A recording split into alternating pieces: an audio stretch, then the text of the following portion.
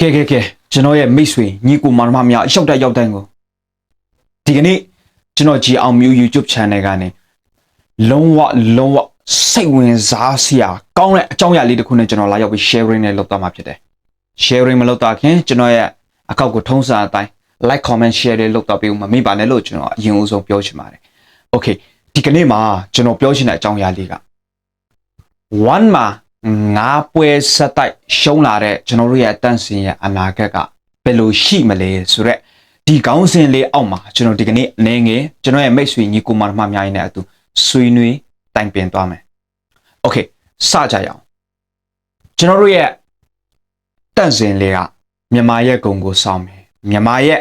နာမည်တစ်ခုကိုယူသွားပြမယ်ဆိုပြီးခဏပြောလာတဲ့ကျွန်တော်တို့ရဲ့တန့်စင်ကအခုလောလောဆယ်မှာတော့1မှာ9ပွဲဆက်တိုက်ကိုရှုံးခဲ့ပါတယ်ရှုံးပွဲ9ပွဲဆက်တိုက်ဆိုတဲ့ရလက်ကဘယ်လိုမှအကောင်းလက္ခဏာမရှိတလို့ဒီရလက်ဟာ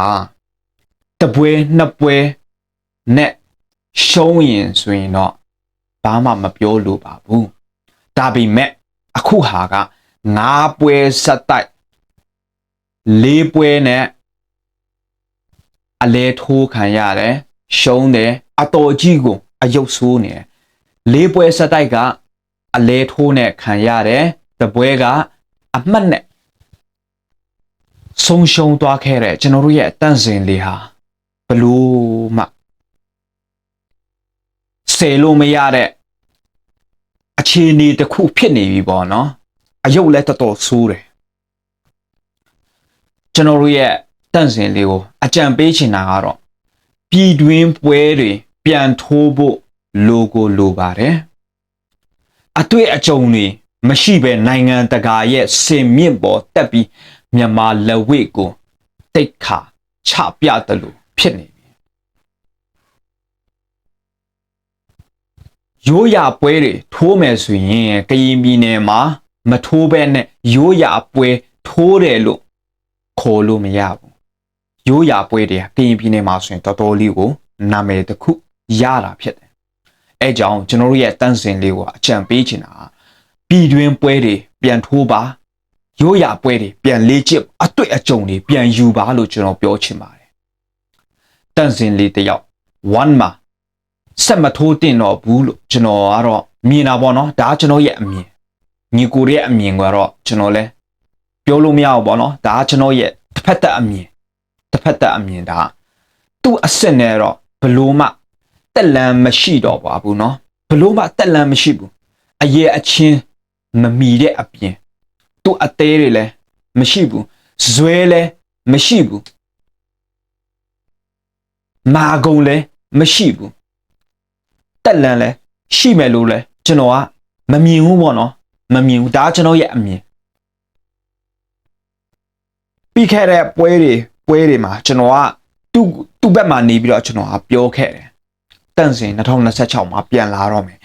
ပြီးခဲ့တဲ့2025တုန်းကသူရှုံးခဲ့တဲ့ပွဲတွေကကျွန်တော်တို့ဘေးခဏထားလိုက်မယ်ပြီးတော့ကျွန်တော်သူ့ကို blame ခဲ့တာတွေခဏထားမယ်ဒီနောက်ဆုံးပွဲမှာဒီ2026မှာသူပြန်လာမယ်လို့ခဏပြောတော့ကျွန်တော်တို့သူ့ကိုအားပေးကြရအောင်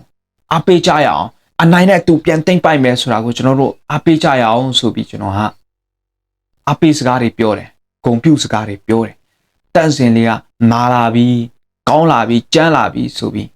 အားပေးစကားတွေပြောခဲ့တယ်ဒါပေမဲ့ဘယ်ဟုတ်မလဲသူများဖျားတောင်မခင်းလေးကိုအိတ်ချင်နေပြီဘလို့မြန်မာရဲ့ဂုံကိုဆောင်နိုင်ပါလဲမြန်မာရဲ့နာမည်တစ်ခုကိုဘယ်လိုယူပြသွားမှာလဲတခြားဟာတွေကျွန်တော်မပြောတော့ဒီအကြောင်းအရာလေးတွေကိုကျွန်တော်အယမ်းကိုစိတ်ထဲမှာမကောင်းဘူးပေါ့နော်မြန်မာရဲ့လူငယ်လေးမြန်မာရဲ့လူငယ်ပေါက်စားတွေတက်လာမဲ့လူငယ်ပေါက်စားတွေရဲ့စိတ်သက်ထဲမှာအလွန်ကိုယိုယွင်းစရာတွေဖြစ်တယ်အတွေ့အကြုံတွေပြန်ယူပါလို့ကျွန်တော်ပြောချင်တယ်တန်းစင်ကိုပြည်တွင်းပွဲတွေမှာအတွေ့အကြုံယူနိုင်ပွဲတွေပြန်ယူမှသူကသူ့ကိုယ်သူယုံကြည်မှုပြန်တီးဆောက်စေချင်ပါတယ်ပြီးမှလာ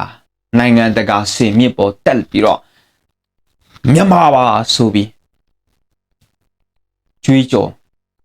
ပြဖို့ကျွန်တော်အကြံပေးချင်တာပေါ့နော်သူ့ကိုလည်းစဉ်းစားစေချင်ပါတယ်ပြည်တွင်းပွဲတွေ